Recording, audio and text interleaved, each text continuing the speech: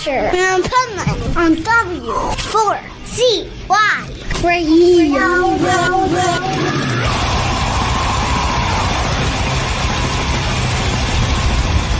This is the Pipeman here on the Adventures of Pipeman W4CY Radio, and this is our Positively Pipeman segment with the pet health guru, talking health for humans and health for pets.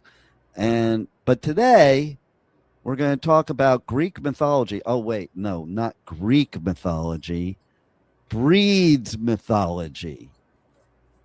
Pet health guru, what is breeds mythology? Well, it happened to originate basically out of the veterinary community, out of the animal health community as a whole, to sell different products. You know, you go to your veterinarian and your dog's got some sort of condition, or that so-called diagnosed with some sort of condition. And the first thing you're going to hear is, oh my God, this breed has that problem all the time. And there's nothing farther from the truth, because a wolf is a wolf is a wolf is a wolf. And it doesn't matter whether the tiny little toy breeds or those giant breeds or everything in between, their physiology is all the same. And of course, a few companies out there then decided to capitalize on diet as well, that, you know, your poodle needs a special diet because it's a poodle. Mm-hmm. And then that's only going to cost 25% more than that same food in a regular bag. But it says this. And of course, part of that was also another one of these mythical things that are out there, is the so-called DNA testing for breeds and breed characteristics. Because every single one I've looked at, it has no history of gray wolf. So if you're looking at DNA, that's what it is. But they made a whole business of this so they could sell the diets. You know, oh, your dog is 50% whatever, 30% this. Yeah. Okay, which means that, okay, your breeding female dog has been doing the whole neighborhood, you know, indiscriminately. And so now we have a bunch of mixed breed puppies and kittens that are all over the place. But basically, their basic needs are all the same. Now, do certain breeds have, you know, predispositions? Again, it goes back to environment and diet. You know, yeah. The big breeds, of course, we've talked about hip dysplasia and some other bone and joint things. Well, that's caused by a bad diet to start with, because when the dog is growing, if you don't have the right components in the right ratios, the minerals and the vitamins, hormones, enzymes, and all of that, you will get malformations in the skeletal itself. And if we don't maintain it as well with a good diet, then you end up with, you know, having to go to the doggy chiropractor and get your dog adjusted because everything's out of joint. So there's a lot of different things about, you know, they approach that as well. Again, in a previous show, I was talking about exercise. You know, some dogs, you know, why does one dog can walk 5 miles and the next one can't? Because they were bred for specific things. Sporting breeds, for instance, hunting dogs. You know, I mean, they were bred for certain characteristics. You know, retrievers, you know, depending on whether you're hunting ducks on the water or you're hunting pheasant in the uplands, okay, certain breeds do better at swimming. Certain breeds do better at finding stuff, you know, in the grass and things of that nature. Working breeds, you know, if you've ever watched a border collie or, you know, a couple of border collies herding sheep, I mean, they know they are just, first off, they're so trainable. And secondly, they're like magic. They're like streaks of lightning. They can move so fast. That's because of the breed characteristic. But that physiology is the same in all different breeds. It's just that it's like, you know, some people are better at sitting at a desk. Some people are better off as a construction worker. You know, it's depending on the way you use your body and the way the body's designed. So, you know, that has a lot to do with that. You know, when you have, you know, oh, I want to get I wanted a certain breed because I like the look of it. And then, you made it into a house dog and you're never at home. Hmm. You take a border collie, put it into a 2-bedroom apartment with a couple that works all day long. They're not going to take that dog out and let him run and that sort of thing. The classic example of that is, of course, these Belgian Malinois that climb walls and bounce off ceilings. you know, so you have to pick your breeds also for that characteristic. Um, but again, it all boils down to still good nutrition, good upbringing, creating that ultimate environment that's going to keep them healthy. What do you think about the designer hybrids? They're mutts. They're mixed breeds. That's all it is.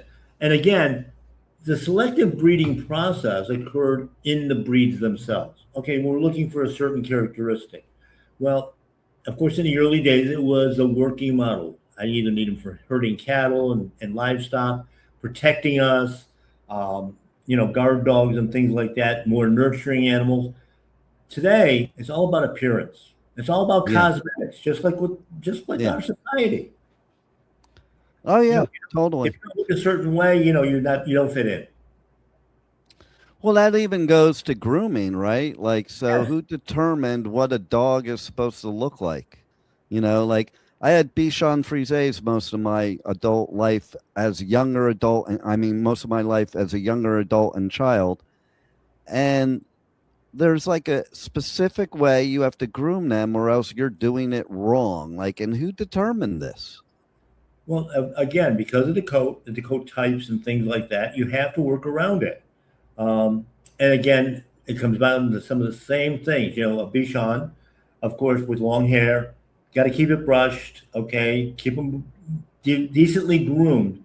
But that process is also challenged by the bad food. Because if you're feeding, for instance, a kibble, low protein, low fats, which is a craze today, you're not going to get proper hair growth.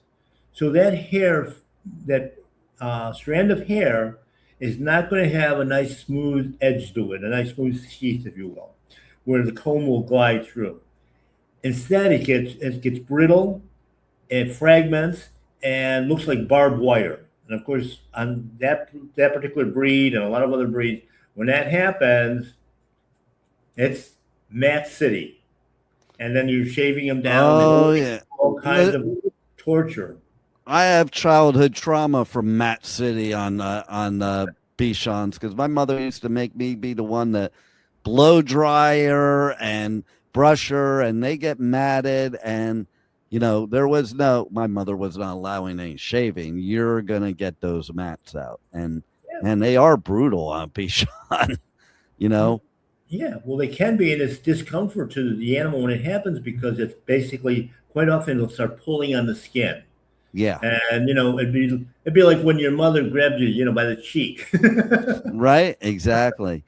And so here's something too I have to say from real life experience about designer dogs. So, as you know, I had April. She was a pug, and pugs during that time were the most popular ones to create a designer hybrid, because pugs are like one of the greatest dogs, except for their smushed in face and their, sinus problems and all that. So they create these new dogs that don't have it. Now, when I got married to Thing 2, I got her one of those designer hybrids, which was a puggle. And I can tell you right now, April was a way better dog than that designer hybrid. That designer hybrid was a pain in the behind. Yeah. Just saying. I don't see where the advantage was either. Yeah. Well, the thing is you're playing basically roulette with the genetics. You want one trait, and okay, like the pushed in face. Okay, that might look cute.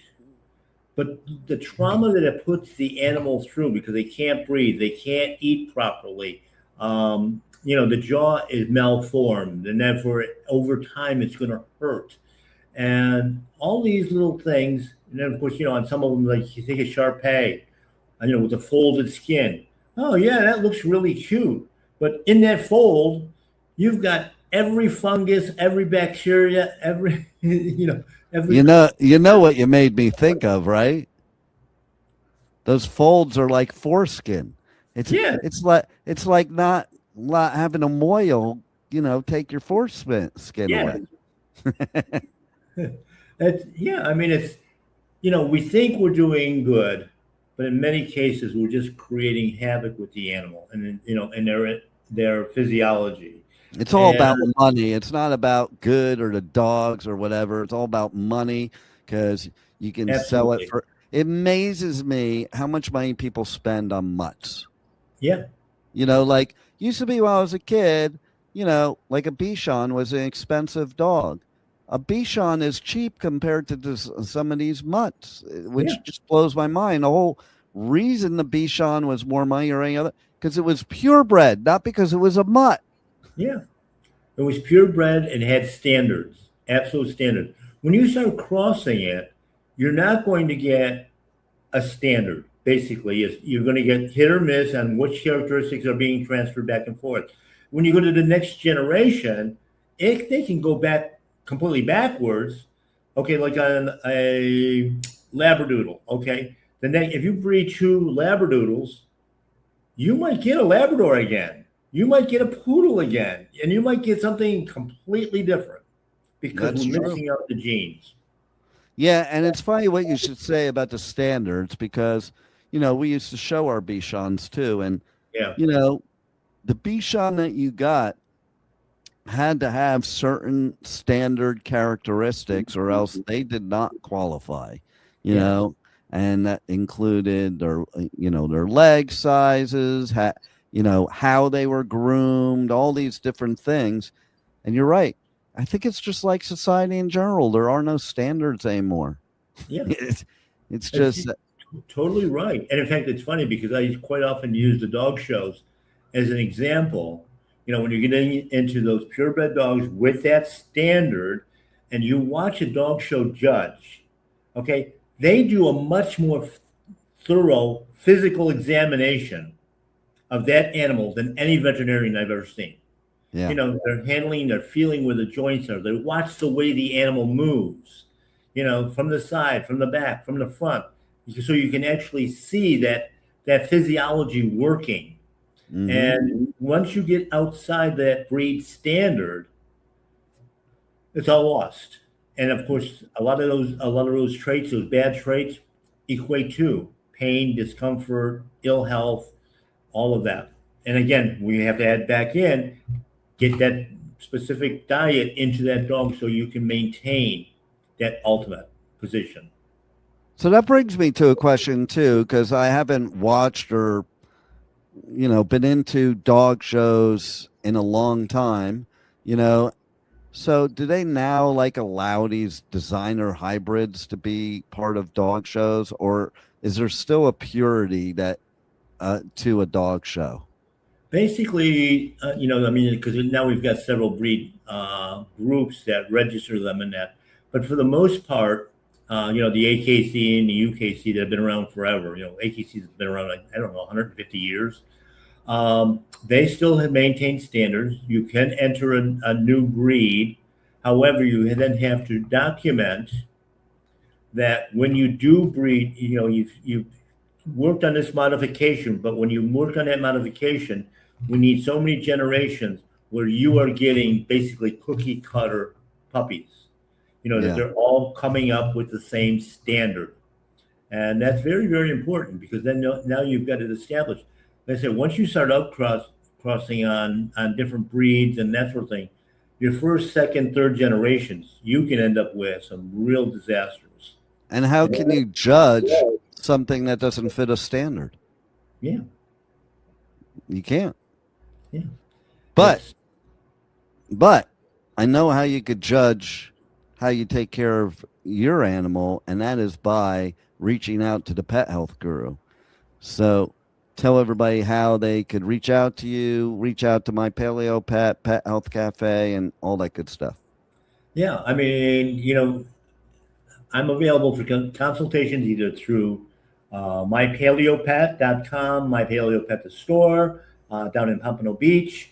And of course, they can watch me and listen to me on this show and on the Pet Health Cafe podcast.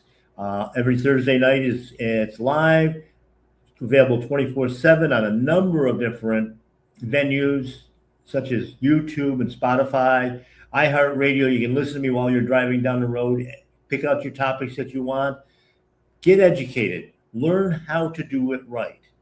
Our retail outlet down in Pompano Beach, we're in a brand new location, educational center going into it. We actually produce a lot of our products there, which is the BioComplete line.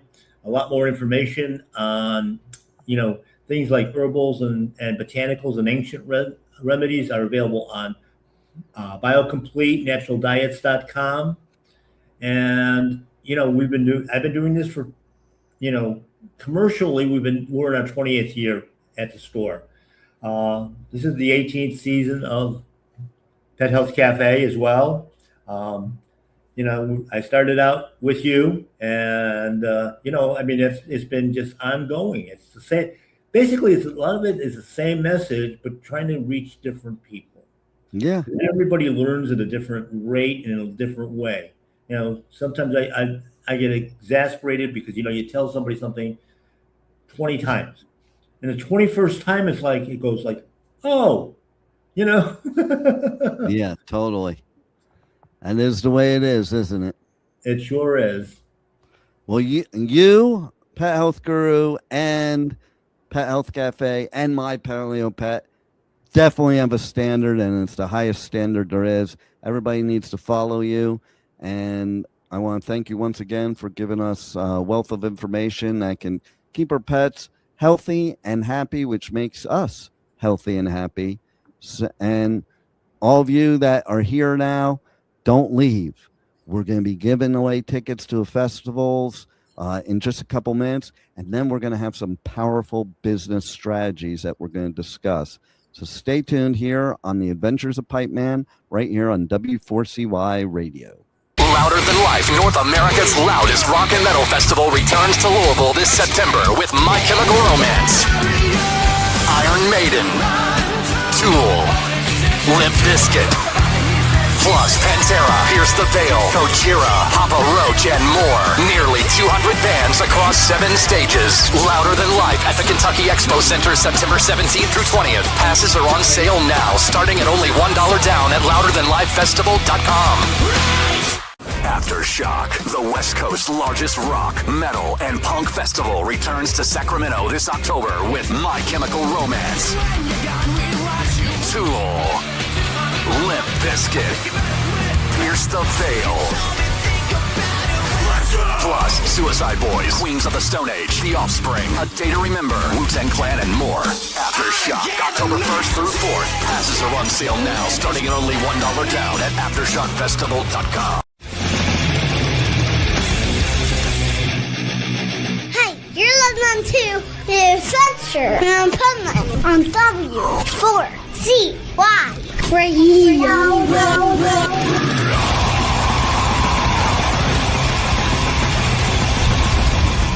This is the Pipeman here on the Adventures of Pipeman, W4CY Radio, with our powerful business strategy expert, Michael Barbarita, here to give us some great strategies, including today we're going to talk about position of market dominance as employer of choice.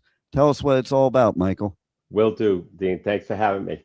So, as you know from previous shows, the position of market dominance is the problem the customer has and doesn't want, and the solution they want they can't find.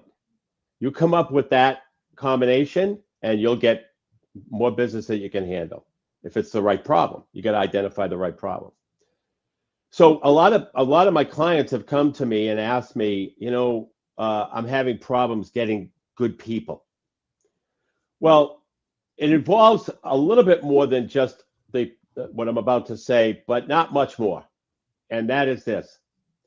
A position of market dominance works extremely well with customers, but it also works extremely well in finding employees and becoming the employer of choice, because you're identifying the problem the employee has that they don't want, along with the solution that they're looking for that they can't find. So the position of market dominance not only works with customers and acquiring customers, acquiring leads, and converting people into your process, but it also helps you become the employer of choice because you're identifying problems employees have that they don't want and that they are looking for, and they can't find it anywhere, or they can't find it in many places. And that's the value.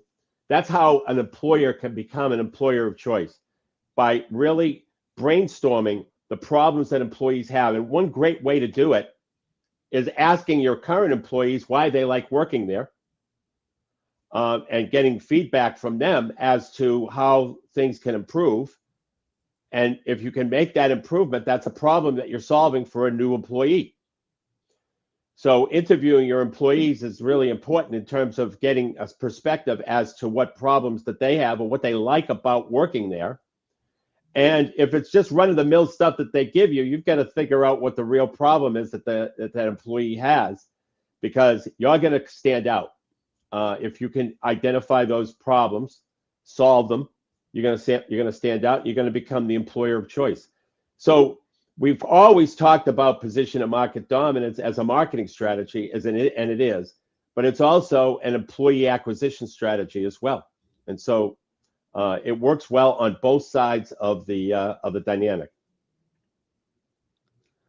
So tell us a little bit about how people can find out more from you about this, and what strategies you could implement for them. Well, what we do with it's a whole, the position of market dominance employer of choice is a 90-day program that we have. We have a 90-day program for 90 days to fast cash. It's a cash flow program. So we have that. We have a 90-day program called position of market dominance employer of choice. We have a 90-day program called position of market dominance. So to get more information is you go to our website, you go to the contact page. Our website is nextstepcfo.net. Go to the contact page, fill out the contact form, and write in the description section, employer of choice. And then what we would do is it's a 90-day program because it involves understanding the culture of your company. It involves really and how you go about, it also involves how you go about finding the problem that the employees have that they don't want. And it also involves taking a look at your benefits package, maybe streamlining that, maybe even reducing it. I've seen situations where we reduced it because whatever benefit that company had was not a real problem that employees had. So if it's not a real problem that they have, then why offer it? Why promote offering it if it's not a problem that they have? And maybe it's not a benefit to them if it's not a problem they have. Yeah, exactly. So if it isn't, yeah. So you've got to kind of review those things as well in terms of your benefits that you're offering. And like I said, if you've got to really start understanding what employees' problems are through your employees, number one. Number two, I've also done it in my situation. In hiring employees, I've also done it in interviews where I don't like the person that much and I don't think I'm going to hire him. I still want to ask him what his problem, what the problems that he has with other places that he chose to interview here. So you can actually get feedback from interviews. And by the way, you can do it with a good interview too, with someone you want to hire. You can do it sure, but you can do it with someone you don't want to hire as well. Well, you get different perspectives too. Right, exactly. And look, the whole thing in both marketing and finding employees is identifying that problem that they have. And it could be many times the problem they have is with the industry. In other words, from a marketing standpoint, they have the customer has a problem with contractors not showing up on time or making a mess of the house after they leave, all that. So you address those issues in your marketing. And the same thing with marketing for employees.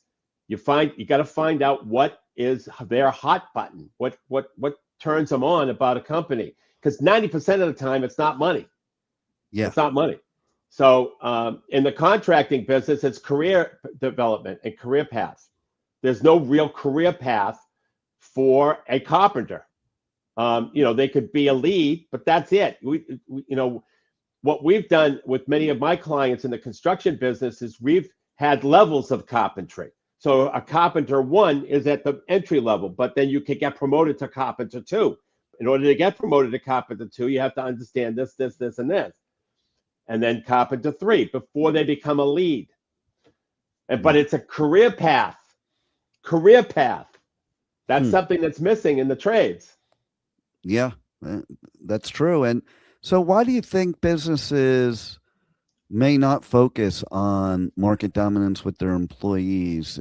Or, maybe why don't they even think about it sometimes? Well, they look at the messages that the one ads and the messaging that they've been attracted to. And or has historically worked, or is what everybody else is doing. Okay, they'll look at other people's ads and say, "I'll copy that," and they copy it. But if it doesn't identify the problem the customer has, you're not going to get the action, and you're not going to get the quality. You're going to get the scrubs. So, is there any disadvantage to them putting a focus on those employees? On the market dominance with the employees, is there a benefit to an employer why they wouldn't want to do that? No, other than it's different. Yeah. Change is hard, Dean. Change is hard. It's hard for some business owners, just repel it completely. And I could never work with that kind of situation. You have to be open-minded in order to work with me, because we create strategies that your competition isn't doing. So therefore, that's change. That's change, and change is difficult. I was just having this discussion last night with my son, actually. Like in the industry I'm in, you either change or you die, because technology is moving so fast and things are evolving so fast. So you constantly have to reevaluate. And we were talking about a perfect example of the absolute disaster when you don't change and you're resistant to change and you don't want change. And that's the company IBM, because they're still, to this day, and we're talking about, we're going back like 40 years to this day, they still haven't figured it out. And still, they were the serious dominant technology company, but they refused to let the mainframe go away. And they were very resistant to Bill Gates' idea of a PC in every home.